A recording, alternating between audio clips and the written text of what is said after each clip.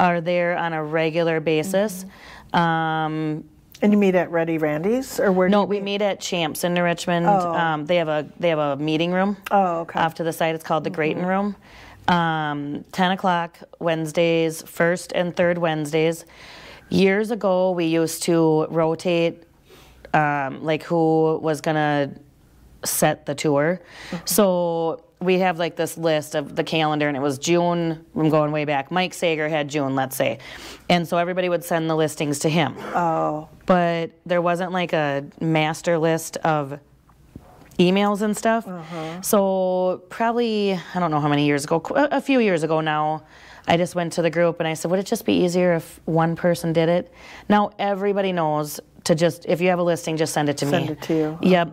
Yep. And then other people are out talking to people and they say, hey, we're part of this really good group. Would you like to be with us? You know, and then I'll get an email, Gina, can you add this person to the list? So there's there's 88 people on the list right now. It was up to about 135, but I was getting some kickbacks. I was getting people that we have never, ever, ever seen in the group. So I sent out an email that said, would you still like to be? And 88 others, I'm still getting like, hey, I'm not getting emails anymore. Well, you didn't respond. Wow. So, but it's just the group, we get a lot of emails that say, does anybody have a rental coming up? Or I have a rental coming up. So it's a good networking opportunity. It's a great networking opportunity. Huh, okay. We have a Google list of preferred vendors. So like when you get the email and say, does anybody have a painter? We can go to that list. And it's specifically realtor friendly. Yeah, and it's from realtors. Right. It's not just going through the yellow pages and putting people on a list. So someone has a relationship with someone. Should have a relationship with them. Yep. Yeah. Yep. So when you have someone that's asking, you can give them kind of a list easily. We can all find a list. We can all go through our minds and go, I know that person or that person, but this vendor list is really nice. So speaking of vendors, I know we're getting off topic with the group, but do you have any like vendors? Like, do you use vendors as a lead generation opportunity to get to know them again? For lead gen purposes, or is it just you've kind of... I think it goes back to, again, it comes around. You send this person a lot of business. When they think of real estate, they send it back to you. Yeah. But again, a plumber is going to have more than one realtor that they know. Electrician. So it's really, if you can... The more important part about a vendor or a service provider is that it's not about necessarily them sending you business. It's them taking care of the people you send them. Providing good service. Yes. So, you know, people are like, I can't get anybody to come out and fix this drippy faucet because it's too small of a project. Oh, let me call my guy. He'll be out. Yeah. But they go because we contacted them. That sucks that they can't take care of every single person that calls. But if you can find people that will go out and jump for your people, that's so important. Yeah, that's good. Good. Okay. Okay, getting back to the group. So does the group cost money if an agent wanted to attend your citywide group? Oh, no, it does no. not. Nope. Okay, and then so it's just you get together, you have coffee, you do some networking. What else do you do at that meeting? Because I've actually never been to it. Yeah. So we try if we could have a speaker, and a speaker can be anything. Think about real estate. It's not just about selling homes. It's about being part of the community. It's about knowing stuff that's going on. So this morning, Lift Bridge Brewery came to our meeting, and he just said, I just want you guys to know we're in town. And he gave us some buy one get ones for his beers, and but he also was like, but I have a facility if you need to have a party, if you want to go out on a showing and you want to send them down my way to go talk about the listing, send them with one of these cards and go chat, or bring them in. We have anywhere home, and anybody that wants to introduce themselves to us, but also if it's both sides, we talk about what's going on. I had this deal going on this contract. Have you guys ever had that happen before? So kind of almost like some masterminding, like Yes. with other agents? Yes, but no like agenda, no. Jackie Henderson Coombe is super involved in like government, and she's always really in tune with the WRA and the WWRA. So she brings a lot to our group that just says, hey, don't forget that this is going on. Or she just brought to our group that Polk County passed an ordinance that says we can't do short-term rentals up there. I didn't know it. So she's been keeping us up on that. Just talking about what's going on, just different things. A lot of stories of, can you believe that happened? Or somebody will say, yeah, there was 16 offers on that house, and somebody else go, yeah, I got that one, sorry. Yeah. You know. But talking about upcoming listings or upcoming buyer needs. Okay. We obviously try to be very, very careful about cooperation. Thank you. I wanted to say core for some reason. We're very careful about it because we don't want our group to be known as like something that. Yeah. But you know, have a new one coming up on Bone Lake next week. That's okay. So it just kind of keeps everybody in the loop of stuff that might be coming up. Or buyer need. Somebody says, I'm looking for this, and somebody else goes, oh my gosh, I got one coming up. Let's talk. Yeah. Okay. Nice. But the networking part of it is just. It's the biggest part. We could just sit in the room and chat for an hour without anybody ever even speaking up to have a meeting. And then you go on tour after we that? We do. Okay. Yep, and we tour the houses one at a time together. We all, so like where broker opens is everybody comes to you. We go to each listing together. So the neighborhood kind of goes like, what is going on in here? Right. Where are all these cars here for? And we all show up at the house. So they all drive their own cars? Yeah. People carpool sometimes, and you drop off when you have to. You know, you go as long as you can.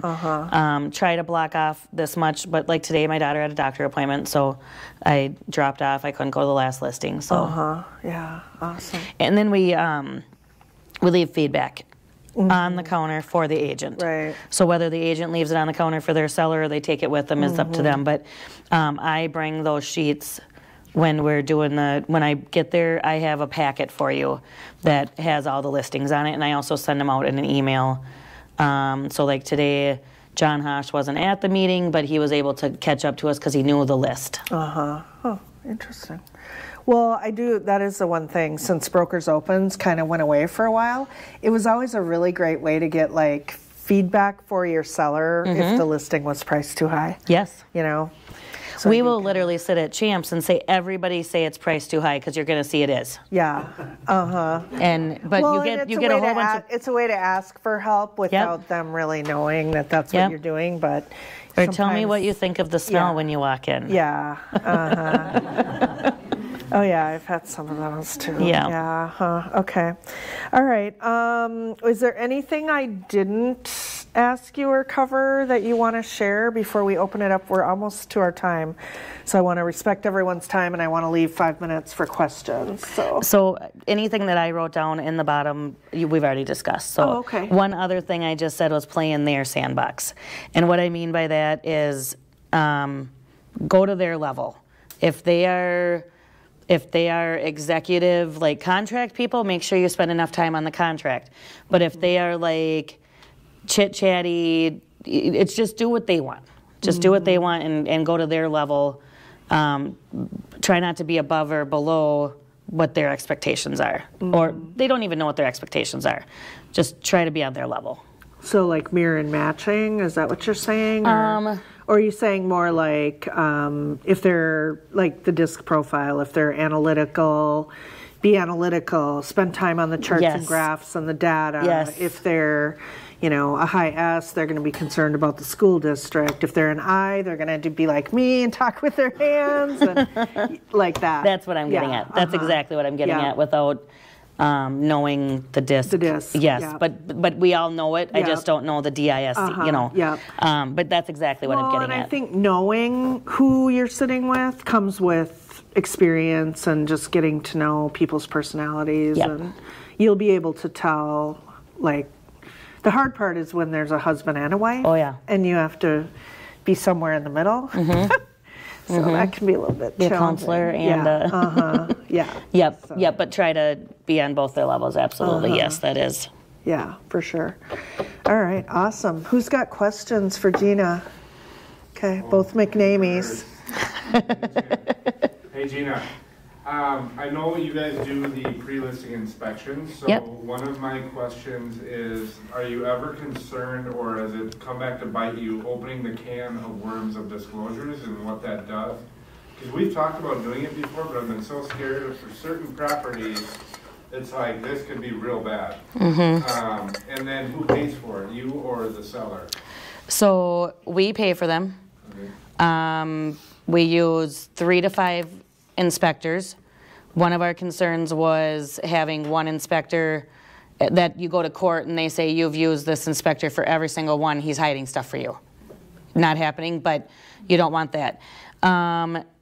We have had the concerns of opening the can of worms, but it has been better to overcome the objections up front than find them later. We've had maybe 2 sellers over, I think we started doing them in 2016, that said, nope, you're not doing one. The buyer can do one if they want to, but I don't want it up front. How do you sell it to them? For the pre-listing home inspection, it's not much of a sale. The buyer or the sellers are like, really? You just do that for us? But it's overcoming the objections up front. So literally, we would like to hire an inspector to come into your home. Once we have the report, we make it public. And over the course of a transaction, in an offer to purchase, typically an inspection contingency is 10, 15 days long. And if we get that inspection done up front, we're getting rid of that negotiation time. Buyers are they have a right to do their own home inspection and a second home inspection. But tracking, it's like 86% of people that buy Mo's listings are not doing a second. Especially if it's a recent inspection. Yes, yes. They're almost always recent. Like I had one that I had listed last fall, but they took it off after 2 months because they were going to go down south, and I put it back on. It was a pretty new house. I didn't do a new one, and it was not objected. It was all good. So. Do you feel like you get less amendments after the fact? Yes, because they negotiate up front. Yeah, and it's like, well, here's what you're getting, so write us an offer and don't ask us to fix anything. Yep. Honestly, it is really nice on the buy side, going and seeing it there. Yeah. Yep. I just have always been so concerned about, about disclosure stuff. And do you have anybody fix anything major, or it's just do the inspection and let it be? It's all over the board.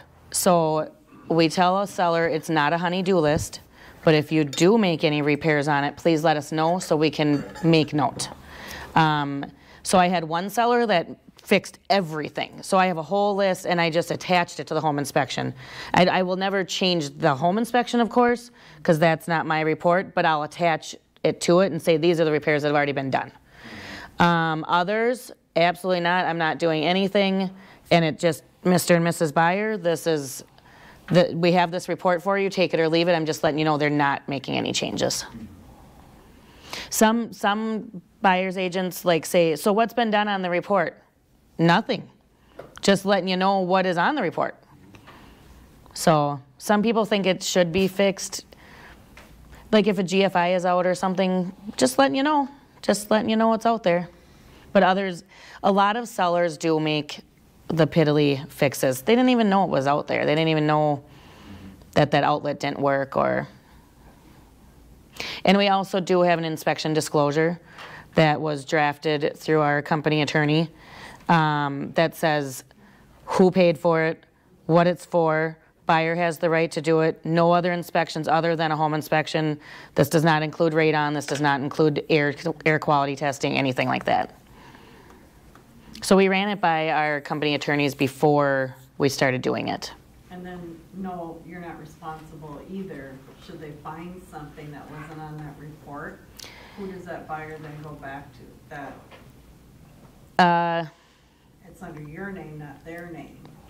Hasn't happened. It'd probably be under the inspector. I mean, they have their own liabilities that they have to abide by. Yeah. Yep. I think we got into, but I don't think it was a pre-listing home inspection, that one. It wasn't, because it wasn't our listing. I just remember one time we got called out on an inspection that said, you must have known that the floor was, you know, rotted out underneath the bathtub. Because that's what I know, right? No. But it got far enough along that E&O got involved, but that wasn't a pre-list, so yeah. But we don't have a lot of issues with them. They're very positive, very, very positive. We've got very positive feedback from them. If you have good inspectors, you're going to get a good Exactly. report. Yep. And I will say too, the inspections are done for the seller. So the buyer really can't go back to that inspector and say, you missed this, because he wasn't working for that buyer. Yeah. They're waiving that because They're they waiving, saw a they're difference. right. They're not compliant with the inspector. Yeah. Right. Really good So- point. Good point. So in the disclosure, it says, you know, you have the right to do your own inspection. This is what this inspector found. Right. It may not include everything, you know. Yep. That's where I wonder if us paying for it would be a negative thing, because then somebody could go back and say, well, you know, how many does this person do? But like you said, if you have 3 of them. Well, I suppose Yep, that's we always why they have have multiples. I suppose that's why they have the disclosure too, because then Yeah, you're if I look at the disclosing. group that does them all the time and has had no issues, I shouldn't work myself up over it, because you could have one, you could have it. Absolutely. And this is Absolutely. the way it's gonna be. So Did far, you have so another good. question, Mark? No, I was just gonna say it'd be harder to get the sellers to pay for it, to get it done. Yeah. They were paying for it. Right. They might put it off. Then. We've gone back and forth about that, because I mean, when you look at the end of the year and you're spending $25,000 on inspections, like, that's a lot. And we've gone back and forth with, like, how could you get the seller to pay for it, or this or that. We used to spend more money on fixing something just to get the deal done than we do on the home inspections. So we quit that conversation quick.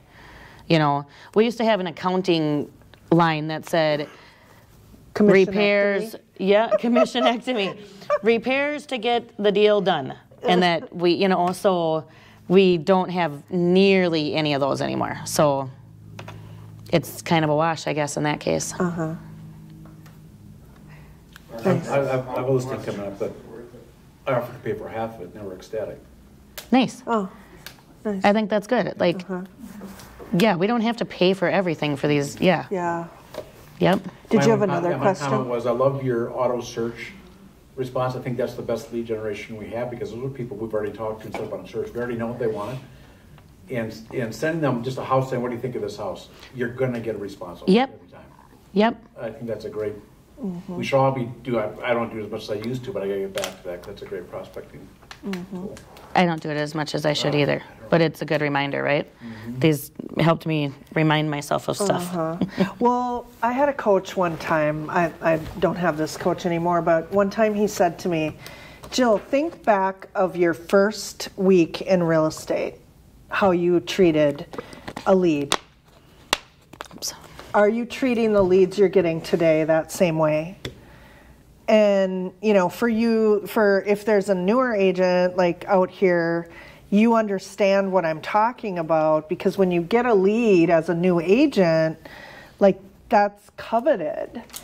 And I think sometimes those of us that have been in the business a while kind of forget, like, a lead is a person, they're not a lead, and eventually, hopefully, you get to help them buy or sell a house. So, you know, it's just a different way of looking at it. Very. Like, how important is a lead to me today versus 15 years ago when I first got into business, you know? It's the same, it's just a matter of your perception. Well, but that's what I'm saying. Yep. Sometimes you kind of just forget, and, you know, it's just not as important. Well, when the wheel is turning, great. But all of a sudden, spoke breaks, and you know, you kind of go, like you just said, I need money today. What am I going to do? I have to think about that, because it doesn't happen that often, thankfully. Yes. But it's still out there. You still have to generate. You still have to. Yep. Find the next deal. Yeah. Absolutely. Awesome. Well, this has been great. Well, thank you, Gina. See, Thank it was you. just a conversation with a bunch of people watching. Thanks for coming in today. Yes, thank you for And having we'll me. see you guys all next month, hopefully. So.